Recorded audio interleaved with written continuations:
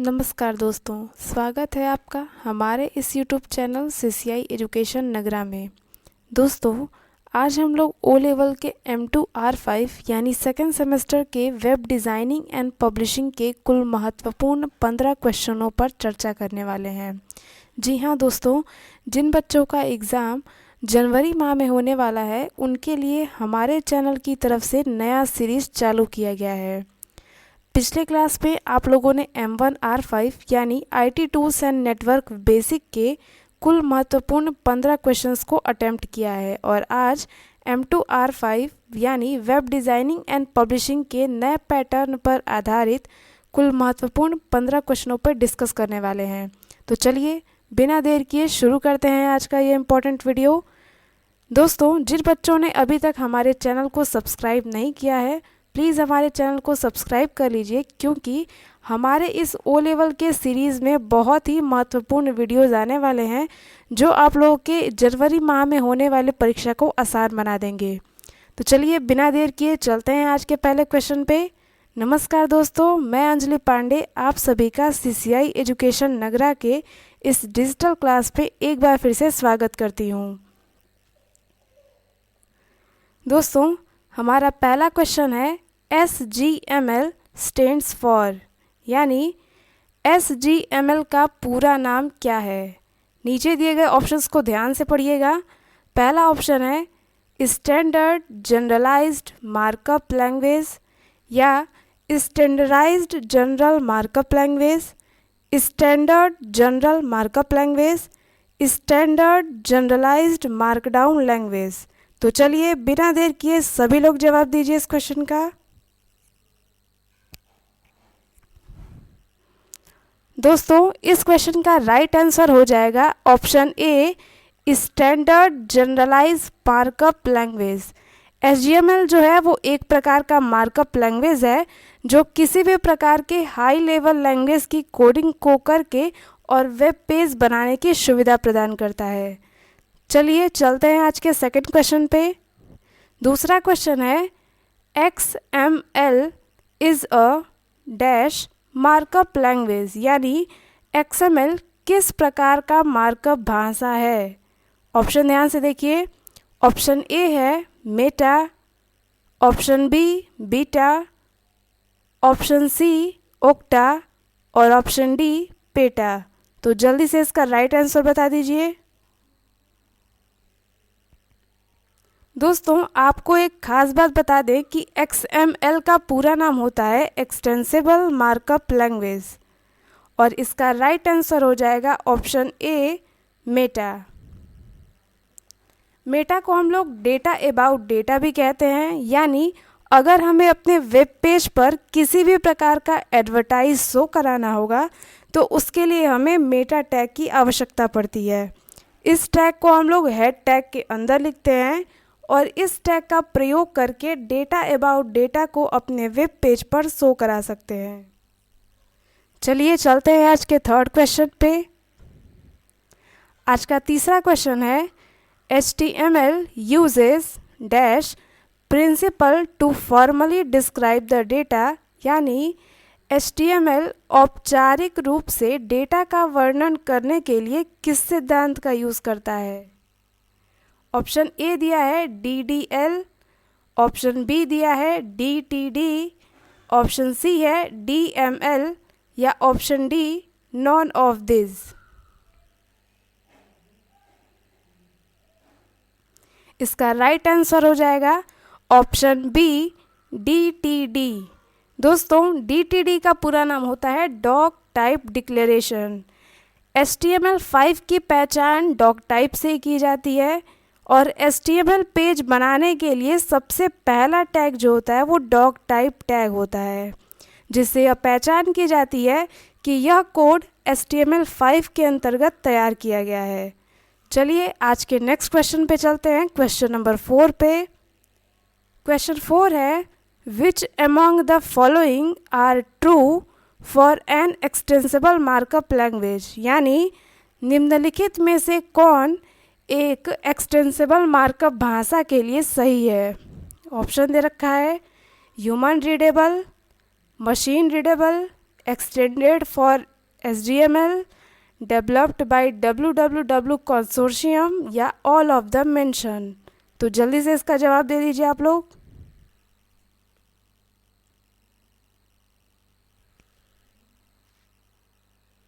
इसका right answer हो जाएगा option D, all of the mention. यानी एक्सटेंसिबल मार्कअप लैंग्वेज या फिर कोई भी अगर मार्कअप लैंग्वेज होता है तो वो ह्यूमन रीडेबल यानी मनुष्य उसे आसानी से पढ़ और समझ सकता है।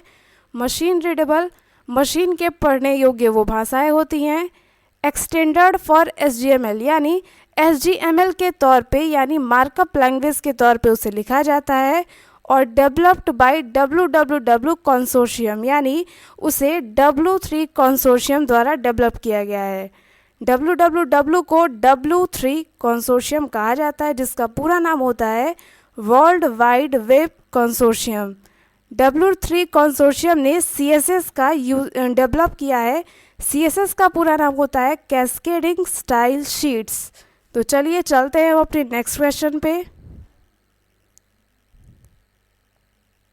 हमारा 5वां क्वेश्चन है which of them have XML as their default format. यानी निम्न में से किसके पास XML उनके डिफ़ॉल्ट प्रारूप के रूप में स्टोर होता है। ऑप्शन दे रखा है A Microsoft Excel, B Libre Office, C Open Office या D all of the mention.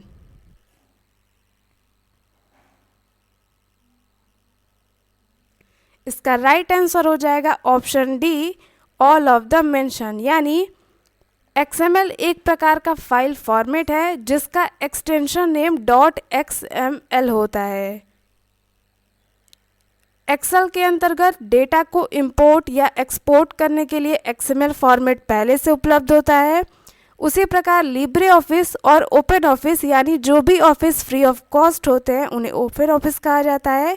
इन दोनों के अंतर्गत भी XML जो होता है फ्री डिफ़ॉल्ट फॉर्मेट के रूप में स्टोर होता है।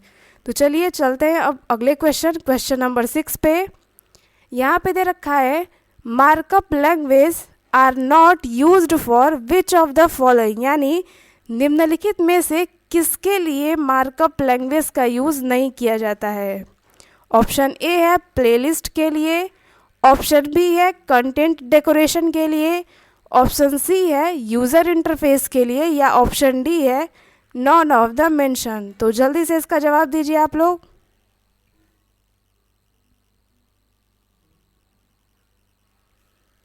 दोस्तों इसका राइट आंसर हो जाएगा यूज़र इंटरफेस। यूज़र इंटरफेस जो होता है वो ऑपरेटिंग सिस्टम के थ्रू बनाया जाता है या फिर ऑपरेटिंग सिस्टम में मौजूद होता है। और यूज़र इंटरफेस के उदाहरण के तौर पे GUI इंटरफेस यानी ग्राफिकल यूज़र इंटरफेस और CUI इंटरफेस यानी कमांड यूज़र इंटरफेस होता है। जबकि मार्कअप लैंग्वेज का प्रयोग करके प्लेलिस्ट वगैरह या फिर आप लोग कहें तो मीडिया वगैरह ये सब बहुत ही आसानी से डिज़ाइन किया जा सकता है। कंटेंट डेकोरेशन मार्कअप लैंग्वेज का यूज़ करके वेबसाइट जब आप लोग क्रिएट करेंगे तो अपने कंटेंट का डेकोरेशन भी कर सकते हैं आप लोग, लेकिन यूज़र इंटरफेस आप लोग मार्कअप लैंग्वेज का यूज़ करके नहीं कर सकते हैं। तो इसका राइट आंसर हो जाएगा ऑप्शन सी यूज़र इंटरफेस। तो चलिए चलते हैं अब अपने अगले क्वेश्चन पे, क्वेश्चन नंबर 7 पे। यहाँ पे दे रखा है कि which of the following is the correct way to change the font face in HTML। यानी HTML में फॉन्ट फेस बदलने का सही तरीका निम्न में से कौन सा है। ऑप्शंस ध्यान से देखिए और जल्दी से इसका राइट आंसर बताइए।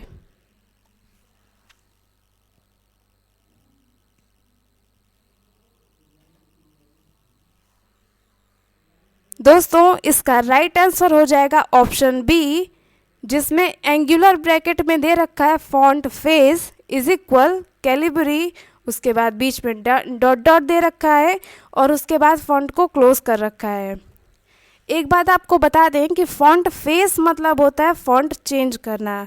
जैसे आप लोग किसी भी वर्ड प्रोसेसिंग प्रोग्राम के अंतर्गत अपने मनपसंद फॉन्ट में कंटेंट को लिखने का काम करते हैं, उसी प्रकार वेब पेज को डेवलप करते दौरान अगर आप कंटेंट को अपने मनपसंद फ़ॉन्ट में लिखना चाहते हैं तो उसके लिए फ़ॉन्ट फेस का यूज़ करते हैं। ऑप्शन ए ध्यान से देखिए, यहाँ पे दे रखा है फ़ॉन्ट नेम, जो यहीं पे पता चल जा रहा है कि ये ऑप्शन गलत होगा, क्योंकि नेम नाम का कोई भी एट्रीब्यूट शामिल नहीं होता है HTML के अंतर्गत। अगला दे रखा है फ़ॉन्ट फेस, जो कि इसका राइट आंसर है। तो इस क्वेश्चन का राइट आंसर हो जाएगा ऑप्शन बी। तीसरा ऑप्शन भी ध्यान से देख लेते हैं। यहाँ पे दे रखा है फ़ॉन्ट इक्वल कैलिब्री। यहाँ पे इसने एट्रीब्यूट बताया नहीं है कि क्या चीज़ हम डिसाइड कर रहे हैं। फ़ॉन्ट फेस दे रहे हैं, फ़ॉन्ट कलर दे रहे हैं या फ़ॉन्ट साइज़ दे रहे हैं। और अगला दे रखा है फ़ॉन्ट फेस कैलिब्री। ये बिल्कुल सही है, लेकिन लास्ट में देखिए कि इसने फ़ॉन्ट फेस नाम का एट्रीब्यूट, फ़ॉन्ट फेस नाम का टैग क्लोज किया है। आपको एक बात बता दें कि फ़ॉन्ट जो है वो टैग है, जबकि फेस जो है वो एट्रीब्यूट है, और कैलिब्री जो दिया है वो इसका वैल्यू होता है। तो इसका राइट आंसर हो जाएगा option B, font face is equal, कोई भी नाम दे सकते हैं आप लोग फ़ॉन्ट का, उसके बाद कंटेंट दे करके और केवल आप लोग फ़ॉन्ट टैग को क्लोज करेंगे। तो चलिए अब चलते हैं अपने अगले क्वेश्चन पे। यहाँ पर दे रखा है कि which HTML tag is use to display the power in the expression, for example x² minus y²। अगर आपको किसी भी एक्सप्रेशन को HTML कोड में लिखना होगा जो पावर के तौर पे प्रदर्शित हो, तो उसको लिखने के लिए किस टैग का यूज़ करेंगे? सब टैग का, यानी SUP टैग का, SUB टैग का, P टैग का, या फिर स्ट्राइक टैग का? जल्दी से इसका आंसर दीजिए आप लोग।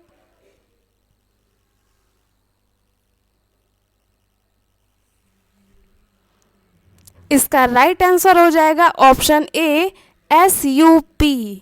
इसको आप लोग कोड के तौर पे याद कर सकते हैं। SUP यानी सुपर, सुपर मतलब ऊपर और सब मतलब नीचे। अगर पावर की बात कभी भी की जाए तो उसके लिए सुपर स्क्रिप्ट यानी SUP टैग का यूज़ करेंगे, और सब टैग का प्रयोग करके आप लोग कंटेंट के नीचे कुछ भी लिखने का वर्क करते हैं। P टैग के बारे में आप लोग जानते ही हैं। P टैग से पैराग्राफ लिखा जाता है, और अगर किसी भी टैग के बीचों बीच कट या फिर किसी भी कंटेंट के बीचों बीच आप कट करना चाहते हैं तो उसके लिए स्ट्राइक टैग का यूज़ किया जाता है। चलते हैं अब हम लोग अपने अगले क्वेश्चन पे, क्वेश्चन नंबर 9 पे। यहाँ पे दे रखा है HTML में कुछ टिप्पणी करने का सही तरीका कौन सा है, यानी which is the correct way to comment something in HTML। HTML में कमेंट लिखने के लिए किस टैग का यूज़ करते हैं? यहाँ पर कुछ ऑप्शन दे रखे हैं, इनको ध्यान से देखिए और सही जवाब दीजिए।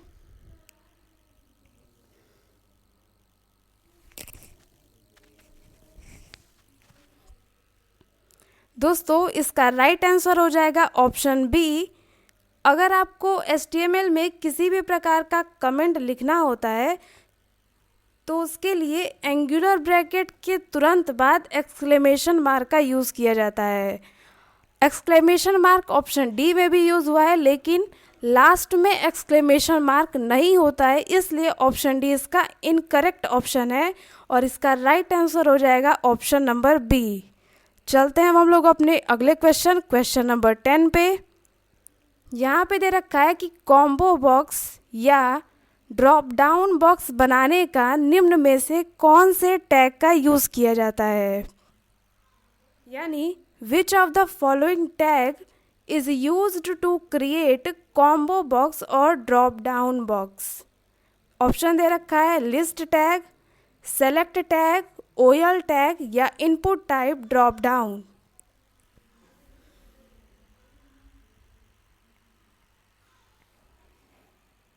इसका राइट आंसर हो जाएगा option number B, select tag. Select tag का प्रयोग करके किसी भी प्रकार का ड्रॉप डाउन बॉक्स आसानी से क्रिएट किया जा सकता है। चलते हैं हम लोग अपने अब अगले क्वेश्चन, क्वेश्चन नंबर 11 की तरफ। यहाँ पर दे रखा है कि निम्नलिखित में से कौन सा HTML दस्तावेज का रूट टैग है। रूट यानी जड़। किस टैग की शुरुआत से HTML कोड को प्रारंभ किया जाता है? यानी HTML कोड लिखने के लिए सबसे पहला टैग कौन सा होता है? इसका ऑप्शन दे रखा है body tag, head tag, title tag और HTML टैग। फटाफट इसका राइट आंसर दे दीजिए आप लोग।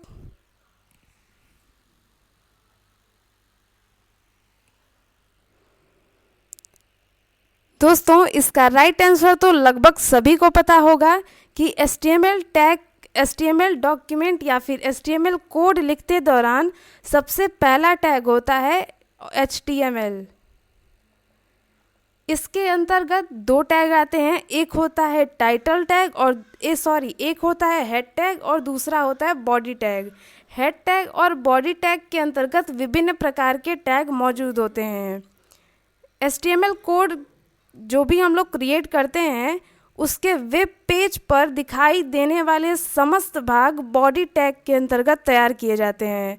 और अगर आपको टाइटल देना होता है या फिर अगर किसी प्रकार का कोई लिंक देना होता है या फिर अपने डिस्प्ले पर अपने वेब पेज पर किसी प्रकार का एडवर्टाइज देना होता है तो उसके लिए हम लोग हेड टैग के अंतर्गत मेटा टैग वगैरह का यूज़ कर लेते हैं। चलते हैं हम लोग अपने अगले क्वेश्चन नंबर 12 पे। यहाँ पे दे रखा है HTML टैग होते हैं यानी tag in HTML are case sensitive, in upper case, not case sensitive या फिर इन लोअर केस। फटाफट इसका आंसर दे दीजिए आप लोग।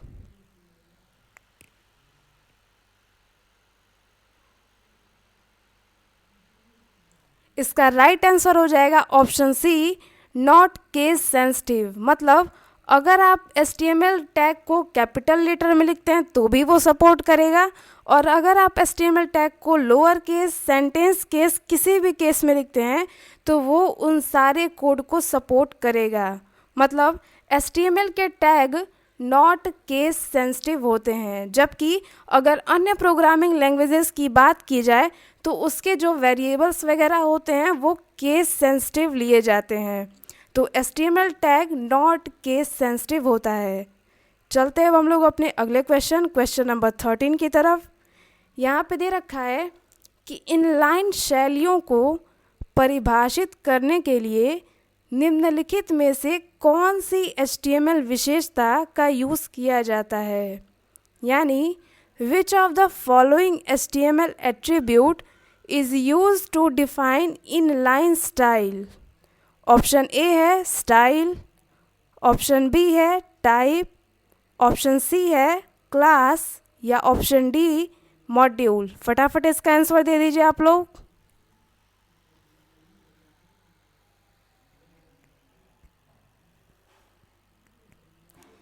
इसका राइट आंसर हो जाएगा स्टाइल। स्टाइल टैग का प्रयोग करके हम लोग इनलाइन स्टाइल, इंटरनल स्टाइल या फिर एक्सटर्नल स्टाइल का यूज़ कर सकते हैं। स्टाइल टैग हमें CSS की कोडिंग को HTML की कोडिंग में जोड़ने का काम करवाता है। CSS कोड जो होते हैं वो 3 प्रकार के होते हैं, एक्सटर्नल, इंटरनल एंड इनलाइन। तो अगर कहीं भी इन तीनों का नाम आए और कहे कि इन तीनों स्टाइल को HTML टैग में जोड़ने के लिए किन एट्रीब्यूट का यूज़ किया जाता है तो उसका राइट आंसर हो जाएगा स्टाइल। चलते हैं अब हम लोग अपने अगले क्वेश्चन नंबर 14 की तरफ। यहाँ पे 14 क्वेश्चन है, निम्नलिखित में से कौन सा HTML टैग विशेष स्वरूपण टैग है? यानी which of the HTML tag is the special formatting tag? Option A है paragraph tag, B tag, pre tag या नॉन ऑफ दीज। जल्दी से इसका राइट आंसर बता दीजिए आप लोग।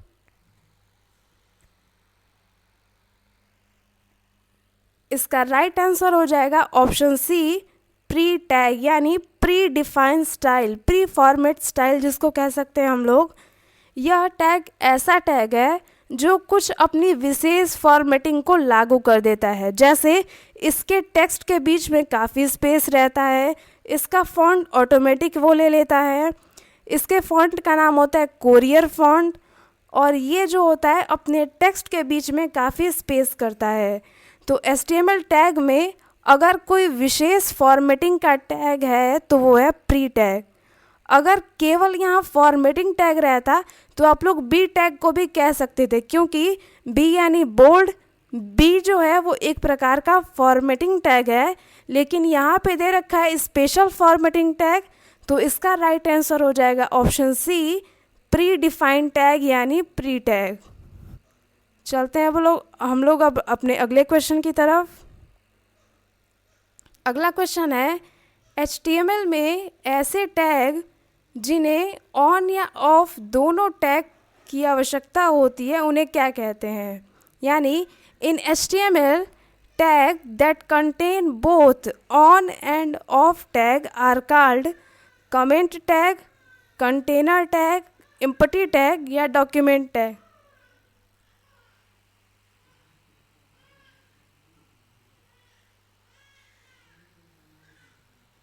इसका राइट आंसर हो जाएगा option B, container tag. Container tag यहाँ पे ऑन एंड ऑफ का मतलब है open tag and close tag. तो कंटेनर टैग जो होता है इसमें ओपन टैग शामिल होता है और क्लोज टैग दोनों शामिल होता है। किसी भी टैग को क्लोज करने के लिए स्लैश का सिंबल यूज़ करते हैं, और एम्प्टी टैग के अंतर्गत वो टैग आते हैं जिन्हें क्लोज करने की आवश्यकता नहीं होती है। जैसे हमारा BR टैग हो जाता है, HR टैग हो जाता है, ये ऐसे टैग होते हैं जिन्हें क्लोज करने की आवश्यकता नहीं होती है। तो हम आशा करते हैं कि आज का वीडियो आप लोग को अच्छा लगा होगा। ये O लेवल के क्वेश्चन सीरीज़ ऐसे ही आगे चलते रहेंगे, तो हमारे इस सीरीज़ के साथ जुड़ने के लिए इस चैनल को सब्सक्राइब मत करना भूलिएगा और बेल आइकन ज़रूर प्रेस कर लीजिएगा। Thank you friends.